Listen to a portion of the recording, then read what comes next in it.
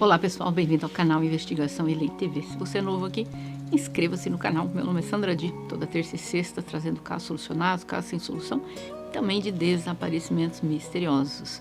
Vamos ao caso de hoje. Essa história aconteceu em 2018 no bairro de Antioch, que é um bairro no sudeste de Nashville, no estado do Tennessee. Naquela cidade tem um restaurante chamado Waffle House, que fica aberto 24 horas. E no dia 20 de abril de 2018, era um domingo de manhã, uma picape Chevy Silverado dourada parou em frente ao restaurante e um jovem ficou dentro do seu veículo. E ele ficou observando as pessoas entrando por cerca de 4 minutos.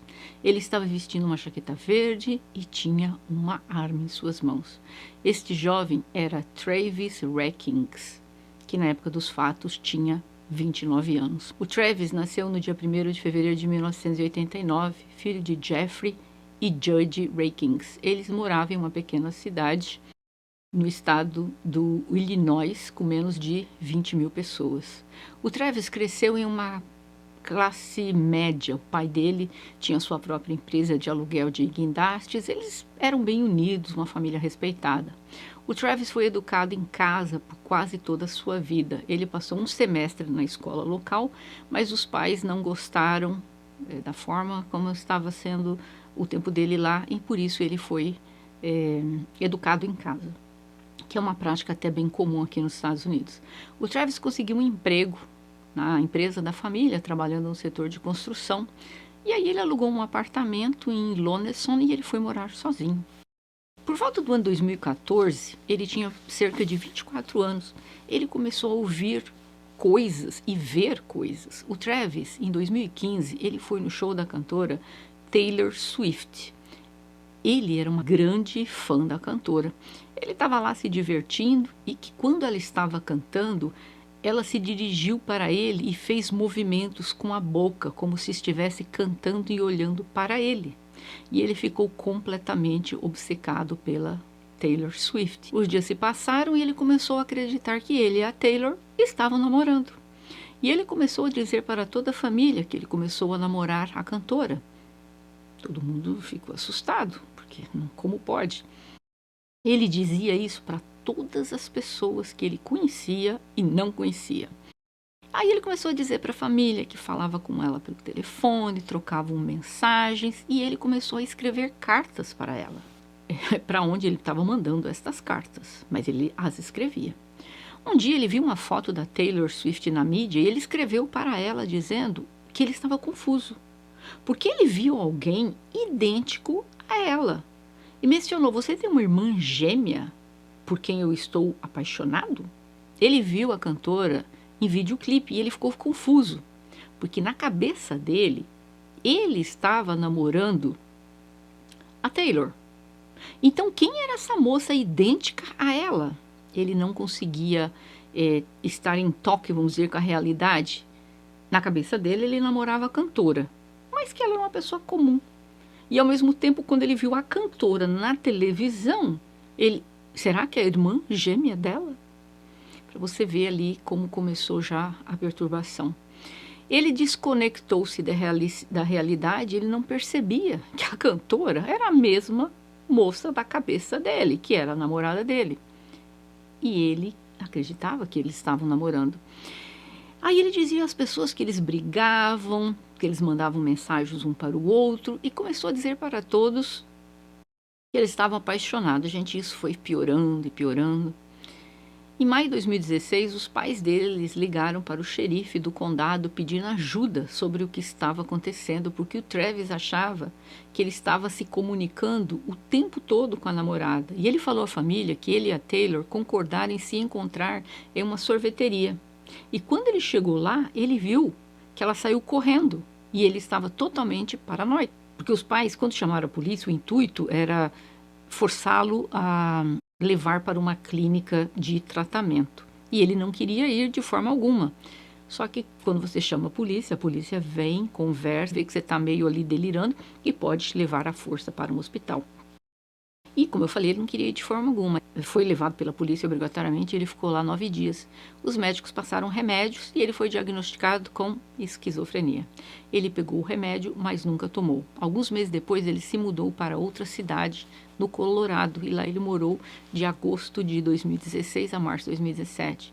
Então, ele estava trabalhando numa indústria de guindaste para um amigo da família dele. Os funcionários disseram que ele era um jovem simpático, educado, que era obcecado pela cantora, mas ele estava sempre dizendo aos colegas de trabalho que eles iriam casar, que comprou até um anel de noivado de diamante para ela, mostrou para os amigos. E ele dizia também ao mesmo tempo que às vezes que ela estava o perseguindo, invadindo o computador dele, invadindo o apartamento dele, que ela era muito ciumenta. Os amigos não acreditavam em nada disso. E um dia ele foi à polícia denunciar o que estava acontecendo com ele. Ele disse que foi lá reportar a Taylor Swift, estava o perseguindo e ela queria que ele parasse. E ele queria que ela parasse e que ninguém levava ele a sério. Disse que tinha certeza que a polícia estava envolvida nisso e queria que isso parasse. Ele foi até a polícia dizer que ela estava entrando no Facebook dele e que ele não sabia exatamente como que ela estava entrando no Facebook dele. E depois disse que ela estava entrando no YouTube e também na Netflix dele. E que estavam mudando os vídeos que ele assistia. O dono da empresa de construção do Colorado, que chama Jeffrey, telefonou aos pais do Travis e disse: "Eu acho que seu filho precisa de ajuda, ele não está bem." Ele foi demitido e ele voltou para o apartamento em Tremont. 3 meses depois, algo aconteceu. Um funcionário da empresa do pai do Travis viu o Travis vestindo apenas um vestido rosa e carregando uma arma na mão. Mas pelo visto nada foi feito, então depois que esse rapaz foi embora, o Travis no mesmo dia foi para uma piscina pública em Illinois e ele pulou na piscina vestindo um vestido rosa. Então quando a polícia foi chamada pelas pessoas que lá estavam na piscina, ele tirou toda a roupa e ficou completamente sem roupa. A família sabia que algo estava errado. Os seus amigos sabiam que algo estava errado, mas nada acontecia. Novamente, naquele dia, por causa da piscina, o levaram para uma instituição psiquiátrica. O Travis começou a achar que alguém estava entrando no apartamento dele porque ele deixava a porta trancada e quando ele voltava a porta estava destrancada e que quando ele entrava no banheiro a tampa do assento estava aberta, sendo que ele deixou fechada. E ele chegou em casa um dia, a tampa estava completamente aberta, que havia impressões digitais nas laterais do laptop dele. E aí ele telefonou para contar isso para a polícia. Em julho de 2017, o Travis foi à Casa Branca e ele exigiu para ver o ex-presidente Donald Trump. Ele disse que ele era um cidadão soberano e ele não reconhecia o governo dos Estados Unidos e ele tinha uma arma. Ele foi preso e ele foi tirado de lá, obviamente. A arma foi tirada dele e as armas foram dadas para o pai dele, o Jeffrey, que acabou devolvendo as armas para o Travis no outono de 2017. O Travis mudou-se para Nashville, no Tennessee, que é onde que a cantora Taylor Swift morava, e eis que em fevereiro de 2018, em Alcoa, que fica a 3 horas a leste de Nashville, a polícia foi chamada por uma mulher que estava hospedada em um hotel com seus 2 filhos pequenos. Ela disse que o Travis estava do lado de fora do quarto dela, se expondo de forma vulgar e que estava fazendo barulhos estranhos. E essa mulher saiu e disse que os filhos dela estavam tentando dormir e para ele parar. E eis que ele entrou no quarto dela e começou a ameaçá-la, então a polícia foi chamada. O hotel disse à polícia que havia um jovem correndo para cima e para baixo no hotel e gritando na porta de todo mundo. Mas a mulher se recusou a prestar a queixa contra o Travis e ele foi embora. O Travis trabalhou na construção civil até abril de 2018. E aí ele foi demitido. Ele tinha conseguido outro emprego e ele trabalhou um dia e nunca mais foi ao trabalho.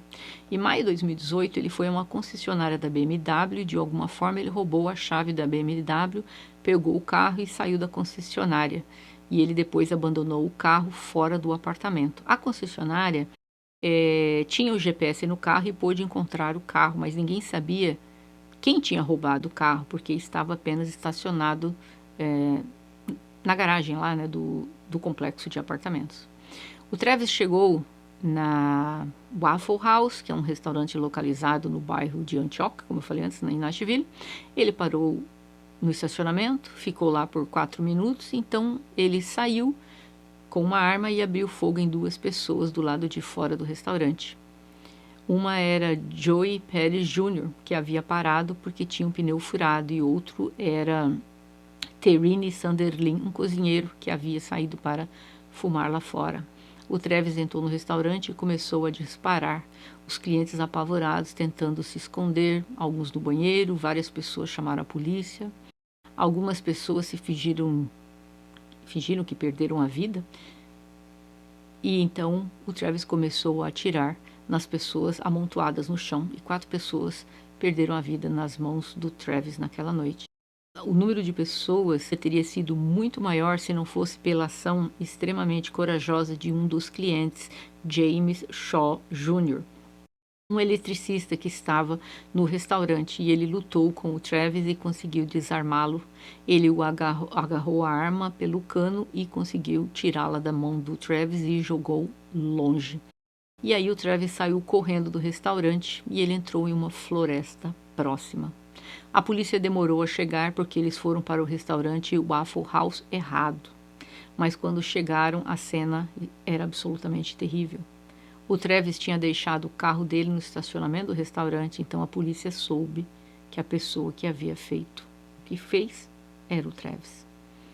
A busca pelo Travis durou 36 horas, mas ele finalmente foi preso. Um dos jovens que perdeu a vida, Áquila da Silva, tinha 23 anos, trabalhava com algo ligado à música, era um rapper e produtor de vídeo. O jovem Taurin trabalhava na Waffle House, como eu falei anteriormente. Ele era conhecido como um homem de família. E o Joey, que nasceu no Texas, trabalhava em uma loja de eletrodoméstico, e naquela manhã ele estava lá porque o pneu do carro dele havia furado. E Delboni Groves, 21 anos, era uma jovem brilhante, uma excelente jogadora de basquete e estava inscrita na Belmont University para começar a estudar. Como a polícia não levou a sério os delírios do Travis, porque ele sempre acusava a namorada Taylor Swift de estar o perseguindo. Então ele começou a sentir que outras pessoas que não eram relacionadas com ela, com a cantora, todas elas então faziam uma parte de uma grande conspiração contra ele. Os pais fizeram tudo o que foi possível. Eles entraram em contato com a polícia várias vezes para relatar o que estava acontecendo com o filho deles, mas ao mesmo tempo ele também entrava em contato para dizer que a Taylor, a namorada fictícia dele, estava o perseguindo, assediando. Os psicólogos testemunharam no julgamento que o Travis, antes do ataque, acreditava que alguém havia colocado algo na bebida dele, invadido o apartamento e o violado. O Travis disse aos psicólogos que enquanto estava orando o que fazer, ele recebeu uma ordem de Deus para ir ao Waffle House e atirar em 3 pessoas. O promotor Jean Norman também mencionou que o Travis disse sobre o ocorrido para ele: depois de tirar a vida do Pérez, senti que ia vomitar. Foi algo que Deus me disse para fazer, mas me senti mal. Em agosto de 2018, Travis foi considerado incompetente para ser julgado. Ele foi diagnosticado, como eu falei anteriormente, com esquizofrenia. No entanto, o juiz mais tarde reverteu o que os psicólogos e os psiquiatras disseram e o julgou apto para o julgamento, e ele foi indiciado em 17 acusações e ele se declarou inocente por motivo de insanidade. As evidências apresentadas durante o julgamento mostraram que o Travis tinha realmente essa doença e sofria delírios por anos, acreditando que pessoas desconhecidas o estavam atormentando. O promotor apresentou evidência de que o Travis estava calmo e cooperativo após sua prisão, capaz de entender e responder aos comandos, embora ele estivesse nu quando saiu da cena do crime. Ele foi capturado 2 dias depois. Ele estava vestido e carregando uma mochila cheia de garrafa de água, protetor solar, pistola, munição, Bíblia e várias coisas, né, para sobreviver, vamos dizer, na floresta. E eles mencionaram que ele pediu que queria falar com um advogado após a prisão dele. O procurador-geral adjunto do condado de Davidson, Ronald Dowdy, afirmou que o Travis estava agindo por vingança. Ele observou que dias antes do ocorrido, o Taylor havia roubado a BMW de uma concessionária e que ele escreveu em um diário sobre os planos de dirigir para o Colorado, descrevendo uma vida em que ele sairia com amigos, fumaria aquela erva verde e caminharia nas montanhas. A defesa do Travis abordou a questão da sanidade dele. A promotoria alegou que ele sabia a diferença entre o certo e o errado e que ele não teria fugido da cena se não soubesse a diferença do certo e do errado. O julgamento começou no início de 2022 e vários depoimentos de especialistas disseram que o Travis, em um período de 3 a 5 anos que antecedeu aquela noite, ele já estava completamente desvinculado da realidade e foi motivado por sua ilusão de que as pessoas estavam atrás dele. O Travis acreditava que podia falar diretamente com Deus, ele acreditava que ele foi ordenado por Deus para ir ao Waffle House para defender as pessoas que estavam na Waffle House. Na sua mente, aquelas pessoas eram agentes do governo e ele não acreditava no governo e ele renegava qualquer forma de governo. Então ele acreditou que Deus deu uma ordem para ele ir lá eliminar essas pessoas que estavam lá representando o governo. Ele foi condenado à prisão perpétua sem possibilidade de liberdade provisória. O pai, o Travis, que devolveu as armas ao filho, faleceu achando que ele também seria preso e deveria ter sido. Nada disso teria acontecido se o pai dele não tivesse devolvido as armas para o Travis. Os pais começaram fazendo as coisas corretamente quando resolveu colocar a polícia no caso, para que eles o forçassem e levassem para uma clínica psiquiátrica. Só que eu não entendo como que um pai liga para a polícia, que vem aqui buscar meu filho porque ele não bate bem na cabeça e leva para uma clínica psiquiátrica, e como depois a polícia tira as armas dele, dá para o pai e o pai devolve essa arma para ele. Gente, nós não estamos falando de uma arma dessas pequenininhas, não, que a gente conhece por aí, 38, nós estamos falando com aquelas grandes, é que eu não posso pôr fotografia aqui. Aquelas que são usadas quando os soldados estão lá trocando lá bala um com os outros, aquelas gigantes, era uma daquele tamanho, não era uma pequena não, né? Apesar que o estrago ia ser o mesmo. Acontece que não entra na minha cabeça como é que o pai dele devolveu as armas para esse rapaz. Agora, a minha opinião aqui, eu acredito sim que ele seja esquizofrênico, eu não entendo como que o juiz o colocou, o declarou apto para julgamento, sendo que os psiquiatras e os psicólogos disseram que ele não estava em seu estado perfeito normal na época dos fatos. Não é porque ele estava calmo que simplesmente ele não estava agindo sobre paranoia. Claramente ele estava. Eu particularmente não teria o mandado para uma prisão comum, como ele foi depois. Eu acho que ele deveria estar no hospital psiquiátrico e talvez para sempre. Mas eu não acredito que o lugar dele seja dentro de uma prisão. Eu gostaria de ouvir de vocês. Vocês acham aqui que o juiz deveria tê-lo considerado inimputável, ou seja, não capaz para responder por tal crime e ser enviado para um hospital psiquiátrico? Ou vocês acham que ele estava em perfeito estado mental e que ele sabia o que estava fazendo e que a pena dele está correta? Eu gostaria de ouvir de vocês. Pessoal, não esqueça de deixar o gostei de vocês aí para o YouTube entender que esse vídeo é bom e recomendar para outras pessoas. Eu vejo vocês em breve. Bye!